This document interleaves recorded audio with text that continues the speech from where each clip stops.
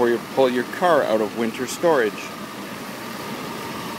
Something had a nice freaking winter in my damn car.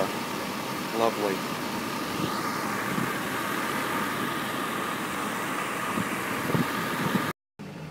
There's my foot for size comparison. Look how much came out of here. I hope this isn't material from my car. I will... Oy vey. At least there's nothing still alive in there. Oh, damn it. And there's still a whole ton left in here. Lovely. I found where a lot of the nest material came from. Feck!